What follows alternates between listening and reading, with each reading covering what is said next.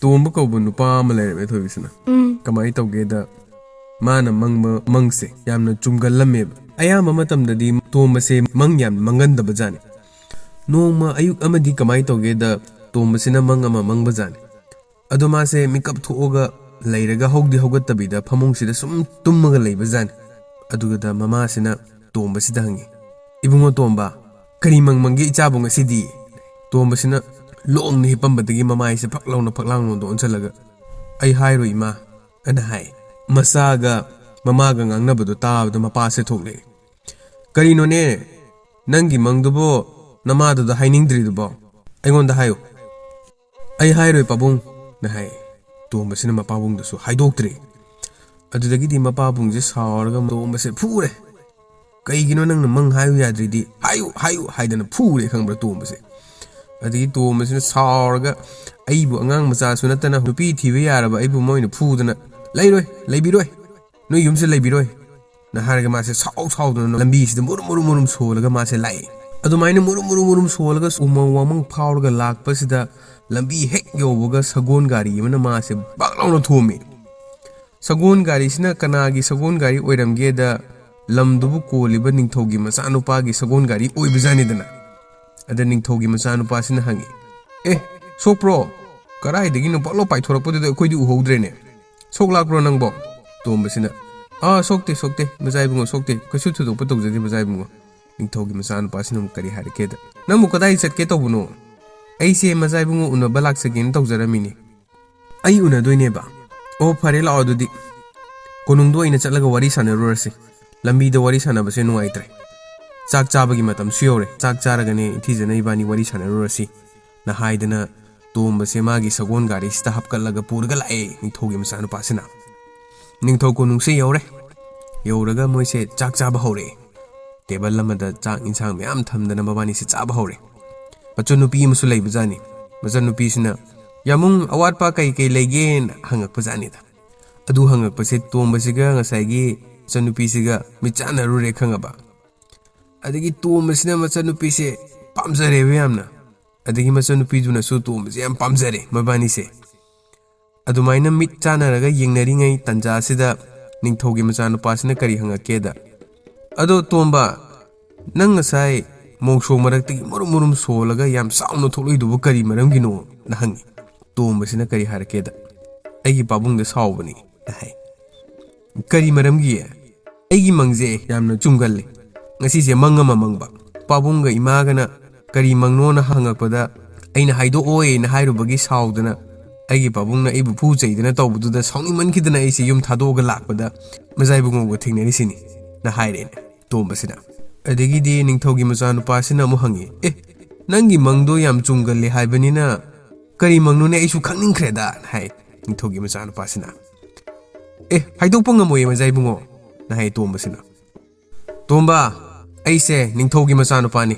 nangna aingonda ne nangi mangdo haidoktraga dine nang kaisum sangda thamba ngamba mi ni aise haujimak nangi mangdo aingonda hayo na hairene ningthogi macha nupa sina mazai bungo aibu phubi gera punbi gera phabi gera aigi mangdudi kanamta da haidokpa ngamoy na hairene tomba sina aduk yamna machong pak naidaba ningthau macha amana haira phawba nangna haidoktaba ai kana lei masi kaisum sangda thamjalu na hairga mase tomba se kaisum sangda thamjangrene ningthaugi macha nupa na haiba indi haidana mase kaisum sangda thamjangre amarom kamai tawge da atopa ningthau panba lam amada ningthaugi macha nupi masak mataw yamna phajabi lembi sana kaubi nupi imsu leiram bazani lembi sana se swembar tobagi tha khudingi pangthokpa jani pangthokpa sida magi changyeng sida ngasi phawbada ningthaugi macha masu umtana ngamdaba jani adu hairiba changyeng se ngasai tombaga thengnagiba ningthaugi macha nupa se masu adugi changyeng duda yawgane dana mase sem saba haure ne somda ningthaugi macha sina sem saba se tomba sina leiriba kaisum sangi thoknaw sidagi mana ure ne khangaba tomba sina kamai khanginu khangdeba mane lembisna gi swembar da chatkadori se ai yawdredi ngamaroi kamai tawni na mase mabuk ningsida murum solaga leiri tumaina murum solaga leiri ngai sita ngasai gi ningthaugi macha nupi do kaisum sangi thong se hangtoga changene ningthaugi macha nupi sina hai ngasai chak to inthijana chagi da badu nungai tadana aina sa tha khara pujarakpani na harga pire tomba sida mazai bema lakpa yam phare aise zai bungo gi tung indaba yararoi ma ai yaudradi magi changyeng do mai pakpa ngamaroi yam nungai jare mazai bema na thong hang tok pirakpagi na harga ma se chelaga lai ningthogi masana pana chatkibagi mai keido adu tamna ma se chele makhongna umang wamang ching pat turen ma se lan lan dan lai makhongna asomdana ningthogi masana pa dudi madi sagon gari da chatpani do madi limbisnagi kunung da yoksangre madi tomdana tomasina kamai tawge da mana ching pat turen myam phawra lakpasida umang mayai sida machimanau hanuba ahumje khanaraga leirami hanuba ahum dudi icham chamba hanuba na tabjani moidi mantra shakti jadu haiba hanuba ahum oibjani adudai tombasina paraparap changjalaga ipu ahum na khanari dubu kari maram gino na hangi tombasina ye hanuba ahum dugi marakta hanuba mana ha isu ibunga asida lairiba phi sine khungup sine aduga tupi sine asigi ahum se akhoi ahum kamai ni na sige na khanarami amana ama pa mi hai amana ama pa mi hai isu ibunga ne wayen to biramu na haire ne hanuba mana adudagi di tombasina ngai hak khallaga adai duda tariba chaitik ahum khungkatlaga mana maikei ahum da phat launa langaga kari harake da ipu ahum chaitik ahum aina nasuna langjagriba se asise khullaga ihan hana lakpado adudai dudana phi se pijarage ani suba lakpaduna ne khungum se pijarage aduga ikon kona lakpa ahum suba dudana ai tupi se pijarage na haire hanuba ahum sida adu he haiba loibaga hanuba ahum se ngasai gi chaitek to khunba chengre mai kaida adagi di tombana ngasai gi phi ne khungup ne tupi ne leiba mafam dura changa ga man kari gino ne hanuba ahum sina moina khanari sibo na haraga mana tupi siga khungup siga makhut sina pairaga phi du da phamdarak pada ngasai gi phi do masa ma tom ta pam tamna sum paikhale ene ngasai gi posak ahum du di icham chamba posak ahum oiramdreba sakti leiba posak ahum oibajani aduna tomana khanjariba maikai du ngasai gi phi du na paikhalaga tombase purga lai tomagi khawda ngasai gi tupi du khungup tu hapchalle adumaina pairaga lai ngai tanja sida kamai tawge da ma se eagle lama thingnei ar eagle sina kari harake da tombasida ho taibang mi aigi mating da pangbiuba aigi pok tangai riba icha nupa ama arigi karakta tasalaga paikhat pangam da leire aina su lokhat piba ngam da duna leire yaragadi nang nan ta mating pangbiramu na haire ne saigi eagle sina tombasida hoi ai pangjage maikai du dang takpiu na haire tombasina adagi aigi tungda paibira u na haraga eagle se paira tombadusu magi phi mathak tu da tongaga inare mafam do hek yobuga saigi eagle sina tu asigi ahoba sidane tasan krise amta lokthok piramo aigi cha se na hai eagle sina adudagi di ahoba sida tombasina makhut thingjalaga ngasai gi eagle macha do lokthok pire eagle mama se haraure mai macha no pa do mu phangjare dana adudagi di eagle mama sina mu haire yam nungai jare taibang mi kariguma kanda aina mateng pangba yaba leiragadi aibu ningsangbiro ai sungsoi soidana laksage haire ne eagle siga macha no pa siga leihore ngasai gi phidro tongaga tombase pairaga lae adudagi sum pairaga lakpasida ma se makhon ama mu tare ene amta kanbiyo aibu amta kanbiyo na haibagi makhon ama mu tare ma na makha da paktharaga yengora kanda di nga chauba ma langda pallaga leirame chenthokpa ngamdabida ngasai gi nga dun lauri bizani dana adudagi di mana mathak-tagi paitharaga nga do mu kanbire ga atopa mafam lang laitaba mafam da mu thadabire ngasai gi nga se na mu karigumba aina pangba yaba leiragadi aibu ningsingbira uko na haraga nga se mu iroiraga chatkre adumaina mathang lakpadagi di tombaje ngasai gi limbi sana hogi konungje yoksale ma se kaitela chawamda changi tombase sem yonba komla yonba phiron yonba mayam thingnare mayam marak tu dagi phi yamna phasa yonba nu pama parap changi tombagi manaksida parap changaga ibungo sigi phi je masak yam phajabani se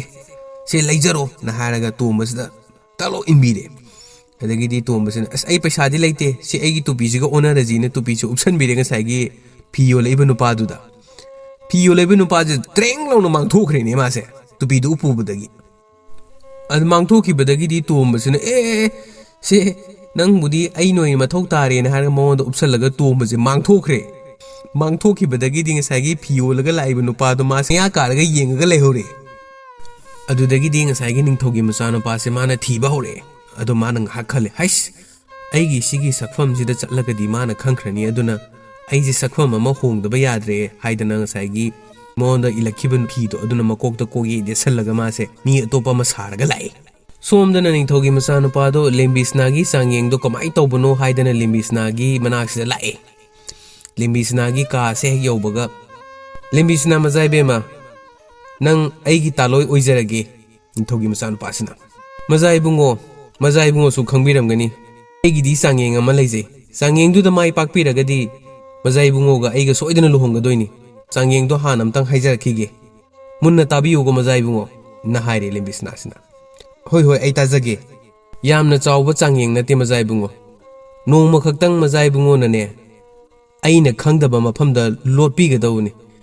ꯀꯔꯤꯒꯨꯝꯕꯅꯦ ꯃꯊꯪꯒꯤ ꯅꯣꯡꯉꯥꯟꯕꯗ ꯃꯖꯥ ꯏꯕꯨꯡꯉꯣꯁꯦ ꯑꯩꯅ ꯐꯣꯡꯕ ꯉꯝꯃꯒꯗꯤ ꯃꯖꯥ ꯏꯕꯨꯡꯉꯣꯒꯤ ꯃꯉꯛꯁꯦ ꯀꯛꯑꯒ ꯍꯥꯠꯀꯗꯣꯏꯅꯤ ꯅ ꯍꯥꯏꯔꯦꯅꯦ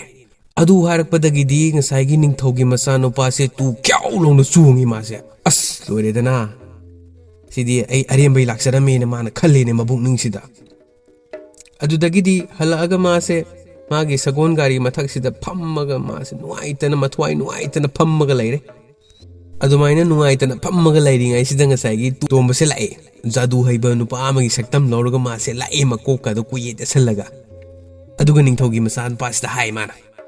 ꯃꯖꯥ ꯏꯕꯨꯡꯉꯣ ꯊꯋꯥꯏ ꯌꯥꯝꯅ ꯅꯨꯡꯉꯥꯏꯇꯅ ꯂꯩꯕꯤꯔꯝꯃꯤꯗ ꯃꯖꯥ ꯏꯕꯨꯡꯉꯣꯒꯤ ꯃꯇꯦꯡ ꯑꯝꯇ ꯄꯥꯡꯖꯒꯦ ꯑꯩꯁꯦ ꯖꯥꯗꯨ ꯍꯩꯕ ꯃꯦꯖꯤꯛ ꯍꯩꯕ ꯅꯨꯄꯥꯅꯤ ꯑꯇꯣꯞꯄ ꯂꯝꯗꯒꯤ ꯂꯥꯛꯄꯅꯤ ꯃꯖꯥ ꯏꯕꯨꯡꯉꯣꯅ ꯊꯋꯥꯏ ꯅꯨꯡꯉꯥꯏꯇꯅ ꯂꯩꯕꯗꯨ ꯌꯥꯝ ꯅꯨꯡꯉꯥꯏꯖꯗꯦ ꯀꯔꯤ ꯇꯧꯖꯧꯒꯦ ꯃꯖꯥ ꯏꯕꯨꯡꯉꯣ ꯅ ꯍꯥꯏ ꯇꯣꯝꯕꯁꯤꯅ ꯑꯗꯒꯤ ꯅꯤꯡꯊꯧꯒꯤ ꯃꯆꯥꯅꯨꯄꯥꯁꯤꯅ ꯑꯁ ꯂꯦꯝꯕꯤꯁꯅꯥꯁꯤꯗꯤ ꯌꯥꯝꯅ ꯁꯤꯡꯕ ꯅꯤꯡꯊꯧꯒꯤ ꯃꯆꯥꯅꯨꯄꯤ ꯑꯣꯏꯔꯝꯃꯦ ꯍꯌꯦꯡꯗꯤ ꯑꯩ ꯁꯣꯏꯗꯅ ꯁꯤꯔꯅꯤ ꯅ ꯍꯥꯏꯔꯦ ꯅꯤꯡꯊꯧꯒꯤ ꯃꯆꯥꯅꯨꯄꯥꯁꯤꯅ ꯀꯔꯤꯕꯨ ꯍꯥꯏꯔꯛꯀꯦꯅꯦ ꯂꯦꯝꯕꯤꯁꯅꯥꯅ ꯅ ꯍꯪꯉꯦ ꯇꯣꯝꯕꯁꯤꯅ ꯑꯩꯁꯦ ꯃꯥꯅ ꯎꯕ ꯉꯝꯗꯕ ꯃꯐꯝ ꯑꯃꯗ ꯂꯣꯠꯄ ꯉꯝꯒꯗꯧꯕꯅꯤ ꯍꯥꯏ ꯍꯌꯦꯡ ꯅꯣꯡꯉꯥꯟꯗ꯭ꯔꯤ ꯐꯥꯎꯒꯤ ꯃꯅꯨꯡꯁꯤꯗ ꯀꯔꯤꯒꯨꯝꯕ ꯃꯥꯅ ꯐꯣꯡꯕ ꯉꯝꯃꯒꯗꯤꯅꯦ ꯑꯩꯁꯦ ꯃꯉꯛ ꯀꯛꯇꯅ ꯍꯥꯠꯀꯅꯤ ꯍꯥꯏ ꯀꯔꯤꯒꯨꯝꯕ ꯃꯥꯅ ꯉꯝꯗ꯭ꯔꯒꯅ ꯏꯕꯥꯅꯤ ꯂꯨꯍꯣꯡꯒꯗꯣꯏꯅꯤ ꯅ ꯍꯥꯏꯔꯦꯅꯦ ꯅꯤꯡꯊꯧꯒꯤ ꯃꯆꯥꯅꯨꯄꯥꯁꯤꯅ ꯑꯗꯨꯗꯒꯤꯗꯤ ꯑꯗꯨ ꯍꯥꯏꯕꯗꯒꯤ ꯂꯥꯛꯑꯣ ꯆꯠꯁꯤ ꯂꯥꯛꯑꯣ ꯃꯄꯥꯟꯗ ꯆꯠꯁꯤ ꯂꯥꯛꯑꯣ ꯅ ꯍꯥꯏꯔꯒ ꯃꯥꯅ ꯉꯁꯥꯏꯒꯤ ꯏꯒꯜꯗꯣ ꯃꯥꯅ ꯀꯧꯔꯦ ꯏꯒꯜꯗꯣ ꯂꯥꯛꯑꯦ ꯄꯥꯏꯔꯒ ꯂꯥꯛꯑꯒ ꯏꯒꯜꯁꯤꯗ ꯍꯥꯏꯔꯦ ꯍꯌꯦꯡ ꯅꯣꯡꯉꯥꯟꯗ꯭ꯔꯤ ꯐꯥꯎꯕꯅꯦ ꯑꯩꯒꯤ ꯏꯇꯥꯎꯁꯦ ꯑꯝꯇ ꯂꯣꯠꯄꯤꯔꯨꯆꯣ ꯅ ꯍꯥꯏꯔꯒ ꯏꯒꯜꯒꯤ ꯃꯅꯒꯟꯁꯤꯗ ꯇꯣꯡꯉꯒ ꯄꯥꯏꯈ꯭ꯔꯦ ꯅꯤꯡꯊꯧꯒꯤ ꯃꯆꯥꯅꯨꯄꯥꯁꯦ ꯑꯗꯨꯗꯒꯤꯗꯤ ꯃꯥꯅ ꯂꯦꯝꯕꯤꯁꯅꯥꯅ ꯁꯤꯗꯤ ꯈꯪꯕ ꯉꯝꯃꯔꯣꯏ ꯑꯗꯨ ꯇꯧꯕꯇꯕꯨ ꯃꯖꯥ ꯏꯕꯦꯝꯕ ꯂꯦꯝꯕꯤꯁꯅꯥꯅ ꯀꯃꯥꯏꯅ ꯊꯤꯒꯗꯣꯏꯅꯣ ꯑꯗꯨ ꯑꯩ ꯑꯝꯇꯪ ꯈꯪꯇꯣꯛꯄꯅꯗꯤ ꯐꯩꯁꯦ ꯅ ꯍꯥꯏꯗꯅ ꯃꯥꯁꯦ ꯑꯩꯒꯤ ꯈꯣꯡꯁꯦ ꯌꯥꯝ ꯃꯣꯠꯂꯦ ꯈꯣꯡꯎꯞꯁꯦ ꯑꯝꯇ ꯇꯣꯡꯁꯤꯟꯒꯦꯅ ꯃꯥꯒꯤ ꯈꯥꯎꯗ ꯍꯥꯄꯛꯄ ꯈꯣꯡꯎꯞꯁꯦ ꯍꯦꯛ ꯇꯣꯡꯁꯤꯟꯕꯒ ꯃꯁꯥ ꯃꯇꯣꯝꯇ ꯆꯦꯜꯂꯦ ꯌꯥꯝ ꯊꯨꯅ ꯌꯥꯡꯅ ꯆꯦꯟꯈ꯭ꯔꯖꯥꯠꯅꯤ ꯇꯣꯝꯕꯁꯤꯅ ꯃꯥꯡꯕ ꯉꯝꯕꯒꯤ ꯁꯛꯇꯤ ꯌꯥꯎꯕ ꯇꯨꯄꯤꯗꯨ ꯎꯞꯁꯜꯂꯒ ꯂꯦꯝꯕꯤꯁꯅꯥꯒꯤ ꯀꯥꯁꯤꯗ ꯇꯨꯃꯤꯟꯅ ꯆꯪꯉꯛꯄꯁꯤꯗꯗꯤ ꯂꯦꯝꯕꯤꯁꯅꯥꯒꯤ ꯁꯛꯇꯤ ꯂꯩꯕ ꯅꯨꯡꯖꯦꯟ ꯑꯃꯗ ꯃꯥꯅ ꯏꯔꯥꯏ ꯂꯥꯏꯅ ꯎꯔꯒ ꯂꯩꯔꯝꯃꯤ ꯅꯤꯡꯊꯧꯒꯤ ꯃꯆꯥꯅꯨꯄꯥꯗꯨꯅ ꯏꯒꯜꯒꯤ ꯃꯅꯒꯟꯗ ꯇꯣꯡꯉꯒ ꯄꯥꯏꯔꯒ ꯆꯠꯄꯗꯨ ꯏꯔꯥꯏ ꯂꯥꯏꯅ ꯎ ꯂꯩꯔꯝꯃꯦꯗꯅ ꯇꯣꯝꯕꯁꯤꯅ ꯈꯜꯂꯦ ꯁꯤꯗꯤ ꯌꯥꯔꯔꯣꯏ ꯀꯃꯥꯏꯅ ꯇꯧꯅꯤ ꯁꯤꯗꯤꯅ ꯍꯥꯏꯔꯒ ꯃꯥꯁꯦ ꯑꯃꯨꯛ ꯍꯜꯂꯒ ꯂꯥꯛꯑꯦ ꯂꯦꯝꯕꯤꯁꯅꯥꯁꯦ ꯁꯥꯎꯝ ꯑꯃꯗꯤ ꯐꯪꯉꯦꯀꯣ ꯃꯥꯁꯦ ꯃꯅꯤꯡꯗ ꯐꯠ ꯂꯥꯎ ꯂꯣꯟꯊꯣꯛꯄꯁꯦ ꯀꯅꯥꯝꯇꯗꯤ ꯂꯩꯇꯕ ꯑꯗꯒꯤꯗꯤ ꯇꯨꯃꯤꯟꯅ ꯂꯥꯛꯑꯦ ꯇꯣꯝꯕꯁꯤꯅ ꯏꯒꯜꯁꯦ ꯑꯃꯨꯛ ꯀꯧꯔꯦ ꯂꯦꯝꯕꯤꯁꯅꯥꯅ ꯎꯍꯧꯔꯕꯅꯤꯅ ꯏꯒꯜꯁꯦ ꯑꯃꯨꯛ ꯂꯥꯛꯑꯒ ꯉꯁꯥꯏꯒꯤ ꯅꯤꯡꯊꯧꯁꯦ ꯑꯃꯨꯛ ꯊꯥꯗꯕꯤꯔꯝꯃꯦ ꯑꯗꯒꯤ ꯏꯒꯜꯁꯤꯅ ꯍꯥꯏꯔꯦ ꯋꯥꯔꯧꯕꯤꯕ ꯌꯥꯗꯦꯀꯣ ꯇꯥꯏꯕꯪ ꯃꯤꯑꯣꯏꯕ ꯑꯩꯅꯅꯦ ꯅꯪꯒꯤ ꯅꯇꯥꯎꯁꯦ ꯂꯣꯠꯄ ꯉꯝꯈꯤꯗ꯭ꯔꯦ ꯑꯩꯕꯨ ꯋꯥꯔꯧꯕꯤꯒꯅꯨꯀꯣꯅ ꯍꯥꯏꯔꯒ ꯃꯥꯁꯦ ꯄꯥꯏꯔꯒ ꯆꯠꯈ꯭ꯔꯦ ꯏꯒꯜꯁꯦ ꯑꯗꯨꯗꯒꯤ ꯑꯃꯨꯛ ꯉꯁꯥꯏꯒꯤ ꯉꯥꯗꯣ ꯑꯃꯨꯛ ꯃꯥꯅ ꯀꯧꯔꯦ ꯏꯁꯤꯡ ꯃꯅꯨꯡꯗꯗꯤ ꯎꯗꯕꯁꯨ ꯌꯥꯏꯅ ꯃꯥꯅ ꯉꯥꯗꯣ ꯑꯃꯨꯛ ꯀꯧꯔꯦ ꯉꯥꯁꯦ ꯊꯣꯛꯂꯛꯑꯦ ꯒꯨꯍꯥ ꯃꯅꯨꯡꯗꯒꯤ ꯉꯥꯁꯦ ꯊꯣꯛꯂꯛꯑꯒ ꯏꯁꯤꯡ ꯃꯅꯨꯡꯗ ꯁꯣꯔ ꯍꯣꯟꯕ ꯉꯝꯅꯕꯅꯦꯅ ꯃꯟꯇ꯭ꯔ ꯑꯃꯁꯨ ꯀꯥꯝꯁꯤꯟꯕꯤꯔꯦ ꯅꯤꯡꯊꯧꯒꯤ ꯃꯆꯥꯅꯨꯄꯥꯁꯤꯗ ꯑꯗꯨꯗꯒꯤ ꯏꯁꯤꯡ ꯃꯅꯨꯡꯗ ꯂꯣꯠꯄ ꯆꯪꯈ꯭ꯔꯦ ꯃꯣꯏꯕꯥꯅꯤꯁꯦ ꯉꯥꯁꯤꯒ ꯅꯤꯡꯊꯧꯒꯤ ꯃꯆꯥꯅꯨꯄꯥꯁꯤꯒ ꯒꯨꯍꯥ ꯃꯅꯨꯡꯁꯤꯗ ꯆꯣꯡꯊꯈ꯭ꯔꯦ ꯑꯗꯨꯗꯒꯤꯗꯤ ꯇꯣꯝꯕꯁꯤ ꯑꯃꯨꯛ ꯂꯥꯛꯏꯅꯦ ꯍꯟꯗꯛꯇꯤ ꯂꯦꯝꯕꯤꯁꯅꯥꯅ ꯊꯤꯕ ꯉꯝꯃꯔꯣꯏ ꯑꯗꯣ ꯇꯧꯕꯇꯕꯨ ꯑꯩ ꯑꯃꯨꯛꯇꯪꯗꯤ ꯌꯦꯡꯉꯨꯈꯤꯒꯦ ꯍꯥꯏꯗꯅ ꯃꯥꯁꯦ ꯇꯨꯄꯤꯗꯨ ꯎꯞꯁꯜꯂꯒ ꯉꯁꯥꯏꯒꯤ ꯈꯣꯡꯎꯞꯁꯨ ꯑꯃꯨꯛ ꯇꯣꯡꯁꯤꯜꯂꯒ ꯑꯃꯨꯛ ꯂꯥꯛꯑꯦ ꯂꯦꯝꯕꯤꯁꯅꯥꯒꯤ ꯀꯥꯁꯤꯗ ꯑꯗꯨꯗꯒꯤꯗꯤ ꯇꯣꯝꯕꯁꯤꯅ ꯂꯦꯝꯕꯤꯁꯅꯥꯒꯤ ꯀꯥꯁꯦ ꯍꯦꯛ ꯌꯧꯔꯛꯄꯒ ꯂꯦꯝꯕꯤꯁꯅꯥꯅ ꯏꯔꯥꯏ ꯂꯥꯏꯅ ꯃꯥꯒꯤ ꯅꯨꯡꯖꯦꯟꯗꯨꯗ ꯎꯔꯒ ꯂꯩꯔꯝꯃꯤ ꯑꯗꯒꯤ ꯇꯣꯝꯕꯁꯤꯅ ꯃꯄꯨꯛꯅꯤꯡꯁꯤꯗ ꯈꯟꯖꯔꯦ ꯌꯥꯔꯔꯣꯏ ꯀꯃꯥꯏꯅ ꯇꯧꯅꯤ ꯁꯤꯗꯤ ꯅ ꯍꯥꯏꯗꯅ ꯑꯃꯨꯛ ꯍꯜꯂꯒ ꯂꯥꯛꯑꯦ ꯃꯥꯁꯦ ꯂꯦꯝꯕꯤꯁꯅꯥ ꯑꯗꯣ ꯑꯃꯨꯛꯀꯁꯨ ꯁꯥꯎꯝ ꯐꯪꯉꯦ ꯃꯥꯁꯤ ꯃꯤ ꯀꯅꯥꯅꯣꯃ ꯂꯩꯈꯤꯕꯒꯤꯀꯣ ꯑꯗꯨ ꯑꯣꯏꯔꯒꯁꯨ ꯇꯨꯄꯤ ꯎꯞꯄꯅꯤꯅ ꯎꯗ꯭ꯔꯦꯗꯅ ꯇꯣꯝꯕꯗꯣ ꯑꯗꯒꯤꯗꯤ ꯉꯁꯥꯏꯒꯤ ꯉꯥꯗꯣ ꯑꯃꯨꯛ ꯀꯧꯔꯦ ꯇꯣꯝꯕꯁꯤꯅ ꯉꯥꯁꯤꯅ ꯑꯃꯨꯛ ꯇꯥꯏꯕꯪ ꯃꯤꯑꯣꯏꯕ ꯑꯩꯅꯅꯦ ꯅꯪꯒꯤ ꯅꯇꯥꯎꯁꯦ ꯂꯣꯠꯄ ꯉꯝꯗ꯭ꯔꯦ ꯅꯪ ꯑꯩꯕꯨ ꯋꯥꯔꯧꯒꯅꯨꯀꯣꯅ ꯍꯥꯏꯗꯅ ꯉꯁꯥꯏꯒꯤ ꯉꯥꯁꯦ ꯑꯃꯨꯛ ꯒꯨꯍꯥꯗ ꯆꯣꯡꯊꯈ꯭ꯔꯦ ꯑꯗꯒꯤꯗꯤ ꯅꯤꯡꯊꯧꯒꯤ ꯃꯆꯥꯅꯨꯄꯥꯁꯦ ꯊꯋꯥꯏ ꯅꯨꯡꯉꯥꯏꯇ꯭ꯔꯦ ꯑꯁ ꯅꯣꯡ ꯉꯥꯟꯒꯗꯧꯕꯗꯤ ꯈꯤꯖꯤꯛ ꯈꯛꯇꯪ ꯉꯥꯏꯔꯦ ꯀꯃꯥꯏꯅ ꯇꯧꯅꯤ ꯅ ꯃꯕꯥꯅꯤꯁꯦ ꯋꯥꯈꯜ ꯈꯜꯂꯒ ꯂꯩꯔꯤꯉꯩ ꯇꯥꯟꯖꯥꯁꯤꯗ ꯉꯁꯥꯏꯒꯤ ꯇꯣꯝꯕꯁꯤꯅ ꯋꯥꯈꯜ ꯂꯥꯛꯑꯦꯅꯦ ꯑꯁ ꯑꯩꯁꯦ ꯉꯁꯥꯏꯗꯒꯤ ꯈꯜꯂꯨꯗ꯭ꯔꯦꯅꯦ ꯇꯧꯔꯤꯁꯦ ꯐꯔꯦ ꯌꯦꯡꯉꯨꯁꯦ ꯑꯩꯒꯤ ꯇꯨꯄꯤꯁꯦ ꯅꯉꯣꯟꯗ ꯎꯞꯁꯟꯕꯤꯔꯒꯦ ꯅ ꯍꯥꯏꯔꯒ ꯇꯨꯄꯤꯁꯦ ꯎꯞꯁꯟꯕꯤꯔꯦ ꯅꯤꯡꯊꯧꯒꯤ ꯃꯆꯥꯅꯨꯄꯥꯁꯤꯗ ꯑꯗꯨꯗꯒꯤꯗꯤ ꯅꯤꯡꯊꯧꯒꯤ ꯃꯆꯥꯅꯨꯄꯥꯁꯦ ꯇ꯭ꯔꯦꯡ ꯂꯥꯎꯅ ꯃꯥꯡꯊꯣꯛꯈ꯭ꯔꯦ ꯁꯣꯝꯗꯅ ꯃꯖꯥꯏꯕꯦꯝꯃ ꯂꯦꯝꯕꯤꯁꯅꯥ ꯑꯁꯤꯅ ꯃꯥꯒꯤ ꯅꯨꯡꯖꯦꯟꯁꯤꯗ ꯀꯣꯏꯌꯦꯡ ꯌꯦꯡꯕꯗ ꯎꯗ꯭ꯔꯦꯅꯦ ꯅꯤꯡꯊꯧꯒꯤ ꯃꯆꯥꯅꯨꯄꯥꯁꯦ ꯏꯁꯤꯡꯗ ꯑꯃꯨꯛ ꯌꯦꯡ ꯀꯪꯐꯥꯟꯗ ꯑꯃꯨꯛ ꯌꯦꯡ ꯑꯇꯤꯌꯥꯗ ꯑꯃꯨꯛ ꯌꯦꯡ ꯀꯣꯏꯌꯦꯡ ꯌꯦꯡꯕꯁꯦ ꯎꯕ ꯐꯪꯗ꯭ꯔꯦ ꯃꯥꯅ ꯇꯞ ꯇꯞꯅ ꯅꯨꯃꯤꯠꯁꯦ ꯁꯨꯝ ꯉꯥꯟꯊꯣꯔꯛꯑꯦ ꯑꯗꯨꯗꯒꯤꯗꯤ ꯅꯤꯡꯊꯧꯒꯤ ꯃꯆꯥꯅꯨꯄꯥꯗꯨꯅ ꯃꯥꯏ ꯄꯥꯛꯑꯦꯗꯅ ꯅꯣꯡꯉꯥꯜꯂꯛꯄꯗꯒꯤꯗꯤ ꯂꯦꯝꯕꯤꯁꯅꯥ ꯑꯁꯤꯅ ꯁꯥꯎꯅꯤꯡꯃꯟꯈꯤꯗꯅ ꯅꯨꯡꯖꯦꯟꯁꯦ ꯊꯨꯒꯥꯏꯔꯒꯦꯗꯅ ꯀꯦꯟꯗꯟ ꯊꯥꯟꯕꯒꯤ ꯄꯣꯠ ꯑꯃ ꯂꯪꯉꯛꯄꯁꯤꯗ ꯉꯁꯥꯏꯒꯤ ꯂꯝꯈꯥꯡꯁꯤꯗ ꯂꯦꯞꯊꯣꯛꯈ꯭ꯔꯦꯅꯦ ꯂꯦꯞꯊꯣꯛꯈꯤꯕꯁꯦ ꯂꯦꯝꯕꯤꯁꯅꯥ ꯑꯁꯤꯅ ꯉꯛꯑꯒ ꯌꯦꯡꯉꯒ ꯂꯩꯔꯤꯉꯩ ꯇꯥꯟꯖꯥꯁꯤꯗ ꯅꯤꯡꯊꯧꯒꯤ ꯃꯆꯥꯅꯨꯄꯥꯁꯤꯅ ꯃꯥꯒꯤ ꯇꯨꯄꯤꯗꯣ ꯂꯧꯊꯣꯔꯛꯑꯦ ꯑꯗꯒꯤꯗꯤ ꯅꯤꯡꯊꯧꯒꯤ ꯃꯆꯥꯅꯨꯄꯥꯁꯤꯅ ꯍꯥꯏ ꯍꯧꯖꯤꯛꯇꯤ ꯃꯖꯥꯏꯕꯦꯝꯃ ꯂꯦꯝꯕꯤꯁꯅꯥ ꯅꯪꯒꯤ ꯆꯥꯡꯌꯦꯡꯗ ꯑꯩꯅ ꯃꯥꯏ ꯄꯥꯛꯑꯕꯅꯤꯅ ꯏꯕꯥꯅꯤ ꯂꯨꯍꯣꯡꯕ ꯌꯥꯔꯅꯤꯀꯣ ꯑꯗꯒꯤꯗꯤ ꯂꯩꯕꯥꯛꯁꯤꯒꯤ ꯅꯤꯡꯊꯧꯁꯤꯅ ꯂꯦꯝꯕꯤꯁꯅꯥꯁꯤꯒ ꯅꯤꯡꯊꯧꯒꯤ ꯃꯆꯥꯅꯨꯄꯥꯁꯤꯒ ꯆꯥꯎꯅ ꯂꯨꯍꯣꯡꯕꯤꯔꯦ ꯇꯣꯝꯕꯁꯤꯅ ꯃꯖꯥꯏꯕꯨꯡꯉꯣ ꯑꯩꯒꯤ ꯊꯕꯛ ꯂꯣꯏꯖꯔꯕꯅꯤꯅ ꯑꯩꯁꯨ ꯆꯠꯆꯈ꯭ꯔꯒꯦꯅ ꯍꯥꯏꯔꯒ ꯇꯨꯄꯤꯁꯦ ꯇꯛ ꯂꯥꯎꯅ ꯎꯞꯁꯜꯂꯒ ꯃꯥꯁꯦ ꯁ꯭ꯋꯥꯏ ꯂꯥꯎꯅ ꯃꯥꯡꯈ꯭ꯔꯦ ꯇꯣꯝꯕꯁꯦ ꯅꯤꯡꯊꯧꯒꯤ ꯃꯆꯥꯅꯨꯄꯥꯁꯤꯅ ꯈꯥꯝꯕꯒ ꯅꯪꯍꯧꯗ꯭ꯔꯦꯕ ꯑꯗꯒꯤꯗꯤ ꯇꯣꯝꯕꯁꯦ ꯉꯁꯥꯏꯒꯤ ꯃꯥꯒꯤ ꯂꯣꯠꯂꯝꯕ ꯐꯤꯗꯨꯅꯦ ꯈꯣꯡꯎꯞꯇꯨꯅꯦ ꯑꯗꯒꯤ ꯇꯨꯄꯤꯗꯨꯅꯦ ꯄꯨꯔꯒ ꯃꯥꯁꯦ ꯄꯥꯏꯔꯒ ꯂꯥꯛꯑꯦ ꯅꯤꯡꯊꯧꯒꯤ ꯃꯆꯥꯅꯨꯄꯥꯗꯨꯅ ꯃꯥꯒꯤ ꯀꯣꯅꯨꯡꯗꯨ ꯌꯧꯗ꯭ꯔꯤꯉꯩꯗ ꯃꯥꯅ ꯍꯥꯟꯅ ꯌꯧꯅꯕꯅꯦꯅ ꯃꯥꯁꯦ ꯄꯥꯏꯔꯒ ꯂꯥꯛꯑꯦ ꯌꯥꯝ ꯊꯨꯅ ꯌꯥꯡꯅ ꯑꯗꯨꯗꯒꯤꯗꯤ ꯉꯁꯥꯏꯒꯤ ꯎꯃꯪ ꯃꯌꯥꯏꯗ ꯍꯅꯨꯕ ꯑꯍꯨꯝ ꯊꯦꯡꯅꯈꯤꯕ ꯃꯐꯝꯗꯣ ꯑꯗꯨ ꯇꯝꯅ ꯃꯥꯁꯦ ꯄꯥꯏꯔꯒ ꯂꯥꯛꯑꯦ ꯃꯥꯅ ꯍꯦꯛ ꯌꯧꯕꯒ ꯍꯅꯨꯕ ꯑꯃ ꯆꯩꯇꯦꯛ ꯄꯥꯏꯔꯒ ꯂꯥꯛꯑꯦ इहान हानबा लाकपा हनुबदुदना ngसाइगी फिदु पीरे कान कानादना तुंगदा मांगदा अनि सुबगा अहुम सुबगा दुसु खुमुपका ngसाइगी तुपीदुगा पिरमगा मासे लाए हनुबा अहुम दुसु हराउरा चटख्रे मोइगी पोचे अहुम दु पिरमगा मासे ngसाइगी कैसुम संगजुरा मु लाए मासे तोंबसे तोगी मचानु पीदी मनाकदुरा लागा मजाइबेमा नंगी यंबुंग लाक्तिङैदने आइबु कैसुम संगदा अमुक थमजनबिरो ना हाइरेने तोंबसिना अदुदगिदी ngसाइगी निंगथौगी मचानुपादो तोंबा उनबा मु लाए मागी कैसुम संगसिदा मागी ngasiगी वारी पुम्मदो तोंबदा तमनिंगमनखिदनको कैसुम संगसिदा चंगकपसिदा ngसाइगी मचानुपीगा तोंबगिसे फम लेरमे इबेमा करिगिनो नंगना सिदा फमगा लेरमिसिबो ना हाइ निंगथौगी मचानुपासिना अदु हेक हाइरकपगा तोंबसिना ngसाइगी माबु मतेंग पांगबिखिबा नुपादुगी सक्तम दो मु लौरगा अइनिने मेजिक हैबु नुपादो ना हाइरेने तोंबसिना निंगथौगी मचानुपादो ngakpana लोइख्रे अदुदगिदी निंगथौगी मचानुपादोगी मते यामना चाउना पांगबिरे हाइदना मागी मचानुपीबु तोंबदो मु थाजरे चाउना लुहोंगबिरे मबानी सोमु अदो तोंबा अइगी चनुपीसु नोंदा थाजरे अदो नंग हौजिक फावबा नंगी मंगदो हाइररोइदरा ना हाइरे निंगथौगी मचानुपासिना मजाइबुंगो ngaraangdagi na ngasi bawba thoiba thodok mayam se mzaibungo si aigi mangduni na haire ne tombasina adudagi di tombada ningthau kubam tangkhai ma pibire ningthau kubam tangkhai ma pibi khibadagi di mama ga mapa ga dusu kaukhattana moi mayam se nungai ai phana panmina khre